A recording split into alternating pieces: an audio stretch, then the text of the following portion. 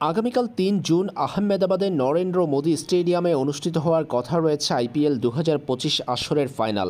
পাঞ্জাব ও বেঙ্গালুরের মধ্যকার ফাইনাল ম্যাচটি বৃষ্টির কারণে বাধাগ্রস্ত হবে কিনা সে বিষয় নিয়ে প্রশ্ন তো থাকছেই। কারণ কোয়ালিফায়ারের দ্বিতীয় লড়াইয়ে পাঞ্জাব মুম্বাইয়ের মধ্যকার ম্যাচটি বৃষ্টির কারণে বাধাগ্রস্ত হয়ে নির্ধারিত সময় থেকে অন্তত ২ থেকে ৩ ঘন্টা পরে শুরু হয়েছিল। শঙ্কা আছে ফাইনাল ম্যাচেও বৃষ্টির। সেই ক্ষেত্রে আইপিএল এর নিয়ম কি বলছে?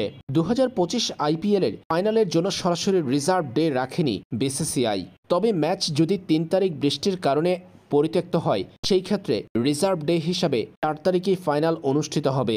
৩ তারিখ এবং ৪ তারিখ এই দুদিনের জন্য অতিরিক্ত ১২০ মিনিট রেখেছে বিসিসিআই। অর্থাৎ ৩ তারিখে যদি নির্ধারিত সময়ে খেলা শুরু না হতে পারে, সেই ক্ষেত্রে ম্যাচের সময়ের সঙ্গে অতিরিক্ত ১২০ মিনিট যুক্ত করবে তারা।